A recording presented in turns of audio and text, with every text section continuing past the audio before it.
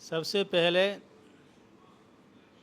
ये लोग बहुत शंका करते हैं, जो शास्त्र है ना वो ब्राह्मणों ने बनाए हैं, तो ब्राह्मणों ने अपनी प्रशंसा में जो है सब कुछ लिख लिया है हमारे विषय में कुछ नहीं कहा।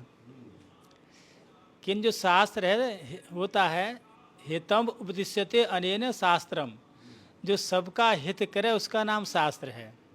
ऐसा नहीं कि ब्राह्मण का हित करे, क्षत्रिय का करे, वैश्य का ना करे, जो सबका हित करे उसका नाम शास्त्र है। और जो शास्त्र है वो सबके लिए समान आज्ञा देता है, वो पक्षपात नहीं करता। यदि ब्राह्मण है और वो पतित हो गया तो शास्त्र कहता है उसका बहिष्कार कर दीजिए आप। हाँ, भोजन में तो कोई बात नहीं है, नान्य दान समम लोके ना किंचित विद्यते न पात परीक्षा सद न कालह नेमा क्वचित। जो अन्नदान है उसमें तो जो है पात परीक्षा नहीं है, भोजन तो करा सकते हो, किंतु आप देव कार्य कराएं अथवा पितृ कार्य कराएंगे तो पतित ब्राह्मण के द्वारा नहीं कराएं। तो शास्त्र ने जो है कहाँ पक्षपात किया, जिसमें पात्रता है उससे काम कराएं, अपात्र से न कराएं, चाहे ब्राह्मण हो या क्षत्रिय या वैश्य हो। तो उसी पे है कि इदम पुण्यमिदम पापो मित्ये तस्मिन् पदद्वये आचांडालम मनुष्याणाम समम शास्त्र प्रयोजनम। आप ये देखिए कि यह पुण्य धर्म है और यह पाप अधर्म है। जो पुण्य होता है वो धर्म होता है, जो पाप होता है वह धर्म होता है।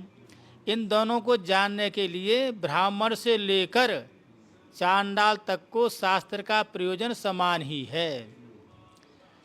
जो शास्त्र आज्ञा ब्राह्मण को देगा वही शास्त्र आज्ञा चांडाल को देगा। चांडालम मनुष्याणाम समम शास्त्र प्रयोजनम, दोनों का जो शास्त्र है वो समान ही है।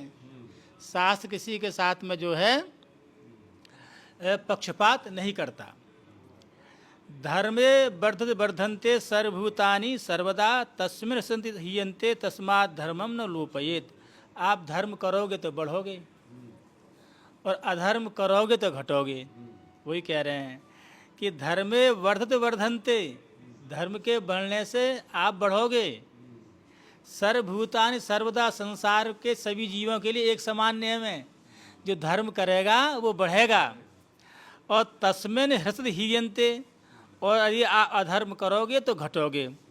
तस्मात् धर्म न लोपयेत, इसलिए कभी भी जो है धर्म का लोप नहीं करना चाहिए, धर्म से मुक्त नहीं होना चाहिए, धर्म पर ही चलना चाहिए।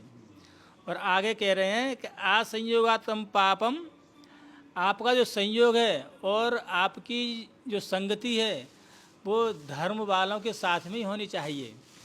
यदि पापियों के साथ में संगति हो गई तो जो पापी गति होगी, तो आप कितने भी धर्मात्मा रहे तो वो गति आपकी भी हो जाएगी, निश्चित है। तो उदाहरण दिया उन्होंने, जैसे जो है सूखी लकड़ी है, उसके साथ में गीली लकड़ी हो तो गीली लकड़ी भी जल जाती है। यदि अलग रहेगी तो कभी नहीं जलेगी, किंतु सूखी के साथ मिली तो वो जली। ऐसी धर्मात्मा जो पापियों के साथ में जुड़ जाएगा तो वो भी जल जाएगा। इसीलिए जो है संगति जो अपनी होनी चाहिए सत्पुरुषों की ही होनी चाहिए। हाँ, और अधर्म में अब ये कहते कलयुग में कुछ ऐसा होता है कि कह रहे हैं स्वल्प धर्मस्य त्रायते महतो भयात। यदि आपने बहुत कम भी धर्म किया, कभी कभी छोटा धर्म भी जो है बहुत बड़े संकट को टाल देता है। थोड़ा वो जो धर्म होगा तो बहुत से संकट को टाल देता है। तो किसी ने शंका की कि जो है वो कलयुग में तो जो अधर्म जो कर रहे हैं ना वो बढ़ रहे हैं, धर्म करने वाले घट रहे हैं। लोग कहते ही हैं कि अधर्मो वर्धते तावत ततो भद्राण पश्यति तथा सपना जायन्ते समूलम तो विनश्यति।